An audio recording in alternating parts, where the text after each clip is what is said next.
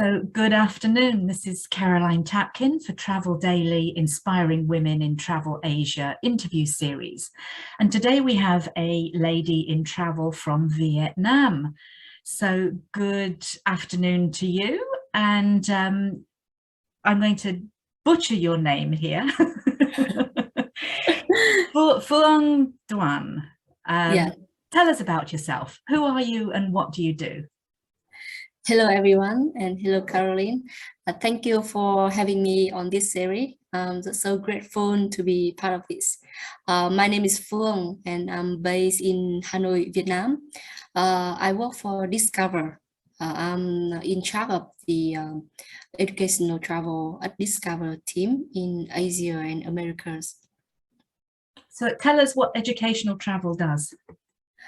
So educational travel in a Discover is that we going to arrange the school trip for the international school, for school around the world, for university, and we bring them the real experience on the ground.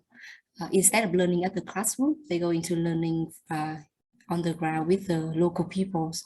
So would it be things like the Duke of Edinburgh Award groups that come and do Yes. these trips? Yes. Okay, so it's been a quiet 2 years, the last 2 years. Last 2 years is still like less busy for us. So instead of like traveling offline, like you have to fly to Asia to do the trip, we arrange a lot of virtual program for the student to learn. And what does that involve from your side, organizing these trips?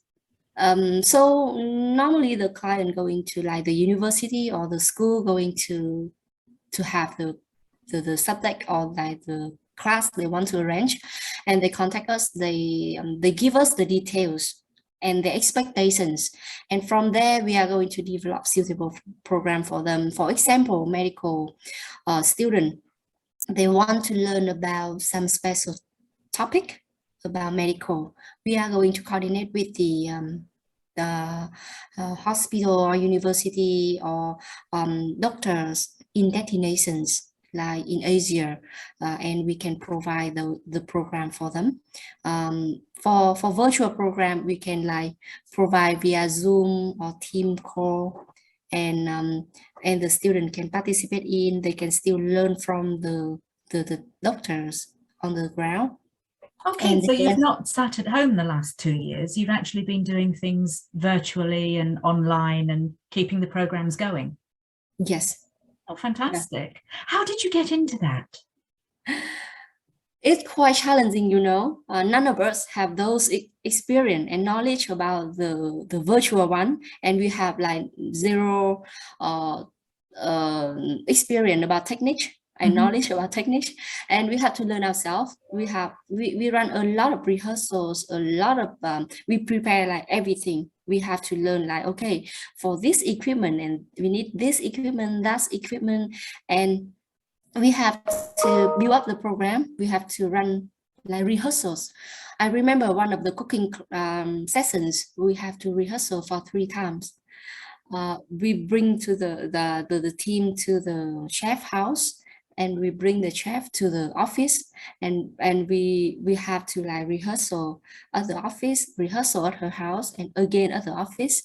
And but the feedback was so good. The client saying that, like on the real source, the client finally saying that they learn a lot and they can make Vietnamese food after the course.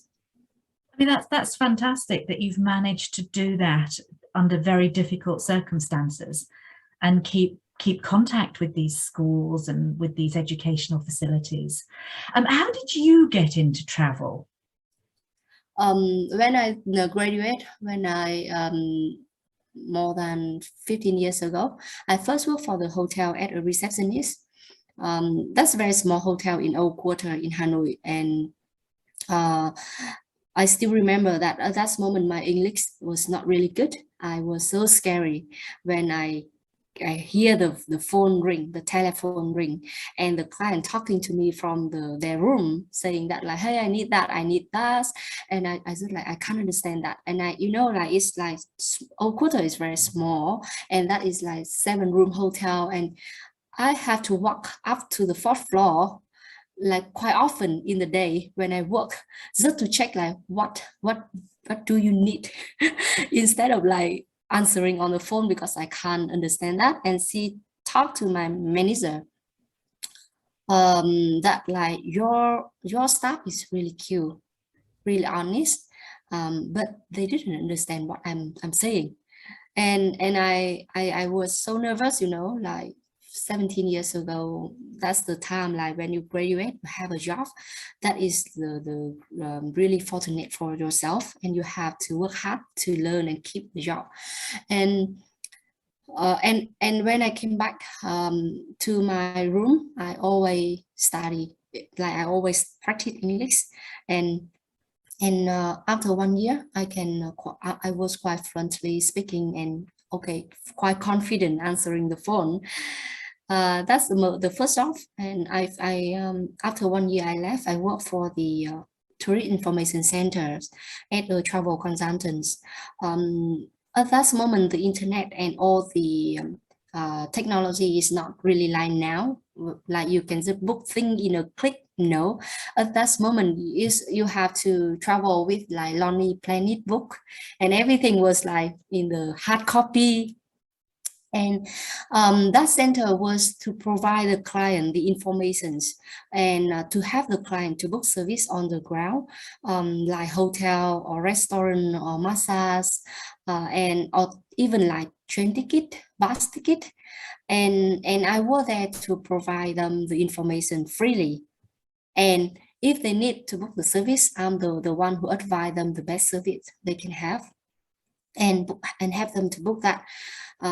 So that I was in that role for 1 year, and by working in the front office like that, I speaking English a lot, and I was like more fluently than the time I was at the hotel, because the hotel is 7 rooms, so you can have like maximum 10 packs at the time. Here you can have like 100 or 300 packs going in, coming in every day.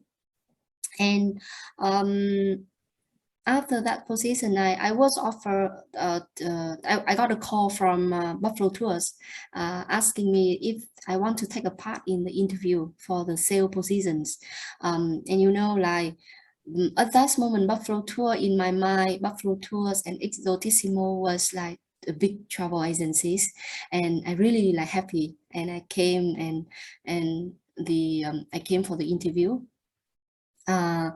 And the first person I met was a receptionist at Buffalo Tour office, the one who called me, and she said like, I have which university, which college I graduate, and I said like I graduate from this and this, and she said like, so that is intermediate degree, and I said yes.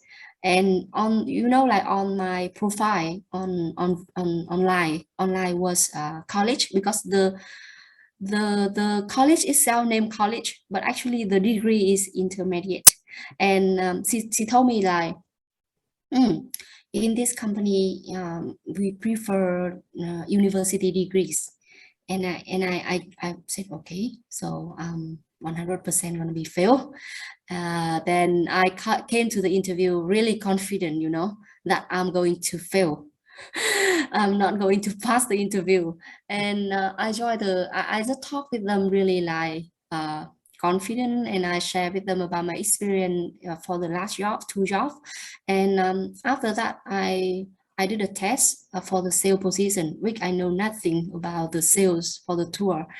And I don't know, maybe I'm just too confident. Maybe my experience was quite good, or maybe they see something in me, and the company offered me another job, not in the sales. So I was so happy, and when I passed, and I was offered as the website contents for the company. So the company built up the website, and I update the information for the website. I gathering the information for the website that is quite relevant to the recent job that I do at the information centers. And after 2 months, they finished the project for the website. So they asked me if I want to do at the reservation staff at Discover. So I start dealing with all the GIT, the group series booking. And at that time, I start getting challenged, you know, because series booking is not like small group. It's a group series booking is like 30 pack traveling every week, and you have to make the reservation for them at a series. And I know nothing, to be honest. I know nothing about the logistic for the tours. I so lucky to have like my college and the mentors who just support me along the way, so patient with me. They teach me every single thing, like, okay, if Hanoi City Tour, you need those type of service for Hanoi City Tour. You read the program, and you have to pick out the service. And I was so young, I learned everything, and I take a note, and I'm just every day I learn that, but I'm still dream about the like I'm going to make mistake, like all my dream, like I make mistake already, I make mistake. And after I think half year working in that position, the company opened the volunteer team. That like when the first start of the educational team. And because I just running around the office, do a lot of fundraising for the communities, and they asked me like, Phuong, you want to go to volunteer team to work? And I said like, oh, why not? Because I can also support the community at the same time, and I can also still do the work. And I came to the volunteer teams, and because of the team is new, we didn't have a lot of experience in the volunteer and education. So we just go with what we have, and research and improve and learn and improve. And I because I didn't have any, like, I start with zero background experience and knowledge in this area, so I feel really challenging, really tough sometimes. I thinking like that the job that I like, because I feel stressed about that every day. Then later on, I talk to myself, I give it a try, and I'm trying my best. If that doesn't work out, I'm going to leave. And every day, like, you just try, and that make me feel like this is the right job for me. When I see the proper work, the project complete at the size, I see the happy face of the local people when the project finished, and I see like I can bring a classroom for the kid in remote area. So instead of study in really downgrade classroom, they now have proper beautiful classroom, and warm in winter and cool in summer to study. And then that's the way I'm just like start, and I'm just being here for such a long time. Since then, like 14 years already passed, and now I'm stepped to my 15 years in this team, and I still not have any regret that I'm still here with the team. That's fun. Did you ever imagine when you left college that you would be doing something like this? No, I came from a countryside, so 100 km from Hanoi. And at that moment, like my parents always talk to me like, Phuong, you have to study something that you can have a job when you graduate. And I said like, and when I chose to study tourism college, and my parents just said like, tourism, so what does it mean? Like, what are you going to do when you graduate? I said, I don't know. My parents, they both work in the army, you know, so they work for the government, so they don't work outside. So in terms of the business mindset, they don't have that much experience. And I said like, okay, so study first, and we can think about that later. And I to be honest, I didn't imagine that my life turned in such interesting way like this. I really enjoy that, you know, you have a job that you love and you're passionate to work for that every single day. And I feel really lucky because I work in the tourism, in the To travel get where field. you are today, though, you've had to go through some difficult phases, a lot of learning, a lot of self-doubt, but your persistence and your willingness to learn and to try new things has brought you to where you are. Yeah. So it's very difficult often to see what the future will hold, but being open to new opportunities and taking those opportunities, you never know where they'll lead. Yeah. So you talked about community projects and community development. Tell me a little bit more about that. What does that entail? What do you do there? And who does it benefit? So for the community project, at Discover, we set up our exclusive community project. So in this community project, we are working with the local communities, the disadvantaged local community in remote area. And we set up the community-based tourism, like we set up the homestay, the cooking at the meal, train the local how to cook the meal for the client, create an activity for the client when they travel to the village, and also training local guide so that they can guiding our client when they are there. And that is one of the area for the communities project. The other area that we set up the project. So the project here, we focus on 3 areas. That is education, economic, and environment. So the project could be like infrastructure project, the building project. We build like dormitory for school, for the student to stay overnight at the school. We could build the dormitory for the teacher. Because a lot of teacher, a lot of school they cannot open because they don't have the class, the dormitory for teacher to stay. And the teacher cannot travel like 30-40K per day, you know, to the school. And we also build the like the road, the agriculture infrastructure system, like the recent project this year, like we are doing and almost complete, is like the water filters for people in Chiang Mai, in Omkoi, Chiang Mai, Thailand. So, and also we work with the school.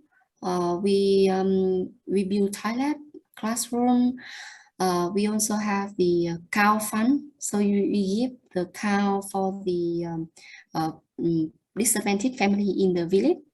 And one of the project I'm really proud, very, very small project, but very, very benefits for the kid. That is the Happy Library project.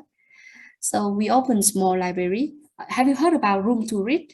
Yes. Organization? Yeah, I was so inspired by John from Room to Read. And we opened the small library like that in the village.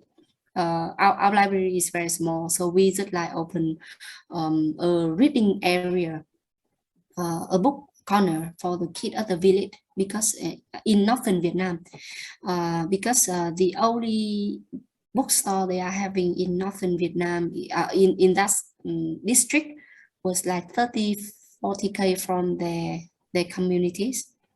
Like you can imagine, like in a big district only have one bookstore, and with the income of like $60 per person per month, you cannot afford to buy the book for the children.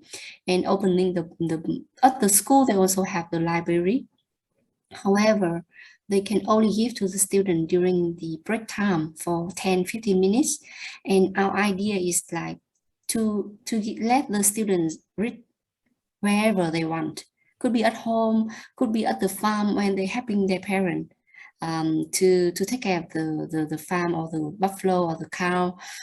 Could be at their playing ground. And we start with a very small project like that. We fundraising ourselves. We open the small one with about $800 US or $1,000 US. about 1,000 books. And we start since 2016. We opened the first one, and now we have 10 library in that area. And we really want to make more library in not only Vietnam, but also other village around community we are working with in Asia.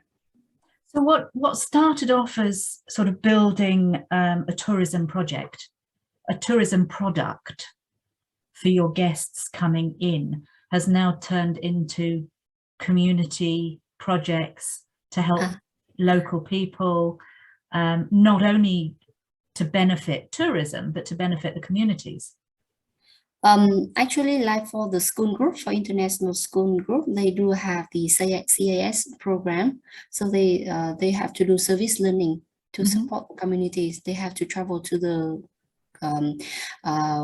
country, to the destinations, to live with the local people, and to learn about the life of the local. And they participate on the service learning. So they have to do like build a toilet or build a classroom during the time they are staying there. And you can imagine, like for the student from wealthy family, like none of them have been doing that. But then I'm just so glad that like a lot of students came to me, and like when I was the facilitator in the program, they came and talked to me that like, hey Phuong, I couldn't imagine the life of the local people here is like that, because they have like no Wi-Fi, they have no hot waters. So we keep everything as authentic as it is. So if that is, I'm going to use your house at a homestay, I just prepare like really clean bed for you with the mosquito net so that you can come and stay. But if that is a squat toilet, the family have squat toilet, it's going to be like clean squat toilet. You have to experience. And sometimes I have like students from university, you know, they all like growing up, they adults, and they share experience with each other during breakfast time that like, I already tried the squat toilet, first time in my life. Yeah, so and no hot water. So I hear the students screaming in winter days when they have to go and get cold waters.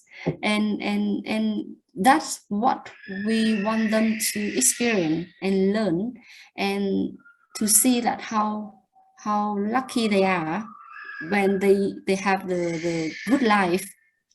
So and also they are working hard together with the local people at the project. For the project, where is the money from? Let's talking about the money. So where the money from the project? So the money come from the student. They have to do fundraising for the project. And if they want to build a road for the local people, they go into fundraising for the road. We're going to send them the details project informations for them with like information and photos, and if they want to get more information, we can always provide, and they can do fundraising for that. And we also send them the report when the project finished. The project sometimes is really big, like we just finished the dormitory in Laos. It's like 45,000 US, and you cannot do 45,000 US with few group. You're going to be take like years, maybe like 2 or 3 years because most of our fund relies on our client. We are not NGO, you know. So we break it into many steps, many small steps, and each of the group come and they finish one, maybe like 10 group finish the foundations, 5 group finish the wall, and the roof could be like another 5 group, and with the completed building, maybe another 2 or 3 group, and we send a detailed report to them after that. So it's benefiting all sides. It's benefiting the students from overseas who are learning how some people live in Asia, but they're bringing their work, money, expertise, and helping build communities with what they really need. Yeah. So that is about the project and about the community-based tourism, talking about the homestay and all the activity. So we actually we spend our money, the company spend our money to set up for the local people together with the local people. And we also spend a lot of time training them. Like you travel to a remote area and you talk, you working with them. They have they didn't know anything about like welcoming guests or like working with the foreigner. So we training them like, here is the way you set up the homestay. Here is the way you cook for the client. Here's maybe like some of the menu that could be like local food, but the foreigner can eat. And here is activity, and even like basket weaving is so easy for the local people. But when it become the learning sessions, here the way how you teach them. You have to like very simple thing, like you have to prepare enough material for the basket weaving, because at the middle of the evening you cannot find that anywhere, and it's gonna be fail. You know, like it's so funny. Like we did have some trouble at the beginning, that local people came to the basket weaving, going to teach about 5 students each group, but they didn't bring enough material. So like the students just sitting there, or maybe like 2 of them can do weaving, the rest are like looking. And we have to talk to them again.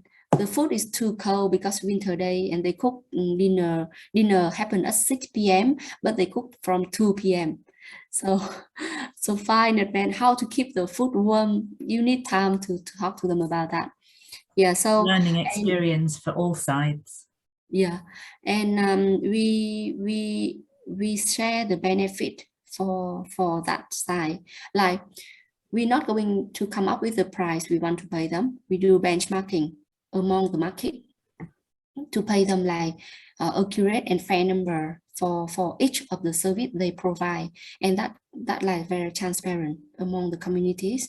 And if you work with the community, the village of 60 family, maybe only 20 family can get profit from the program. So how about the rest?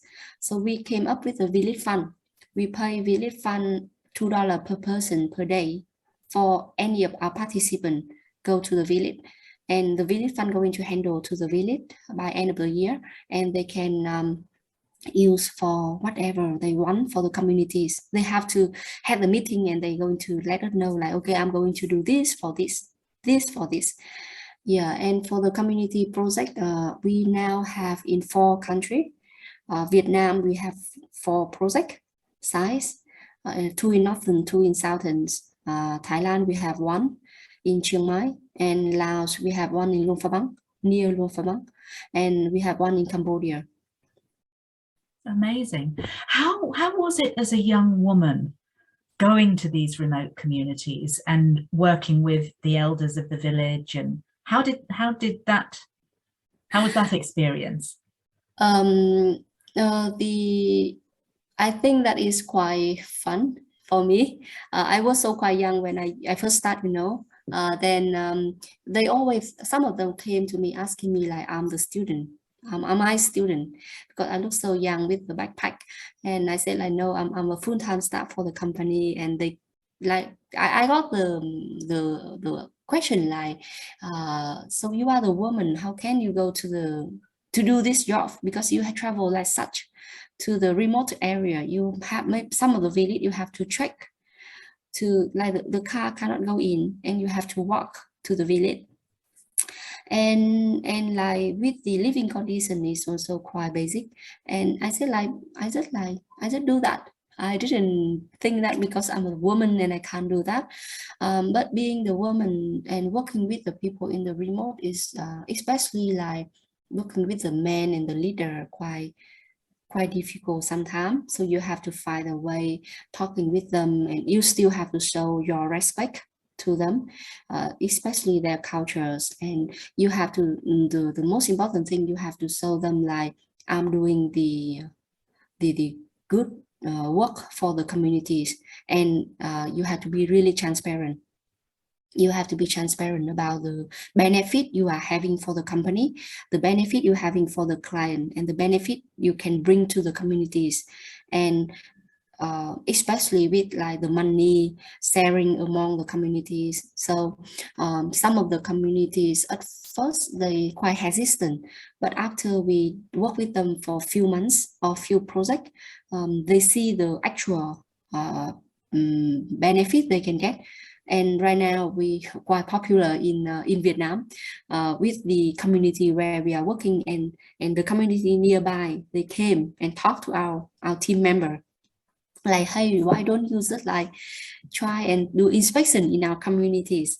We also very good. And I think the result of the work, so the gain trust from the local people. And after like few group like that have popular face in the community where I work, you know, and they love me, and they came to me, talk to me easily, because I'm from Hanoi. So if I travel to northern Vietnam, that means like people still thinking like, oh, that girl from the city, and I'm just like an ethnic people in remote area. Yeah, and I think we have like good challenge, but I think not too difficult for me. That's fantastic. And how are you balancing that with your young family? So actually my husband is a tour leader, and you know, like we both working in the tourism, so he understand my job well. So sometimes before we have baby, I just told him that I'm going to travel for 3 weeks. I'm going to travel with the group to Thailand for 3 weeks, or to Laos for 2 weeks, because I usually travel across the country to support the country, and he had no problem with that. I just go, I just get my passport and stuff and go. And that recently I have baby, and since I have baby is like I having baby right in the COVID time. I don't know, but it's easier. So we don't have to travel much. All the call and meeting is online, and that is easier for me. But still, you know, like when you are working in the travel area, you really love to go. So I'm just thinking about like by middle of this year, or maybe by end of this year, if the tourism bounce back, if I'm traveling, how can I bring the kid with me on the trip? Maybe my mom can come and support. Yeah. Finding backup plans to make things work. Yeah. Who has inspired you along the way? Who do you look up to? I think like the first people who came to my mind for this question was the local people in the communities.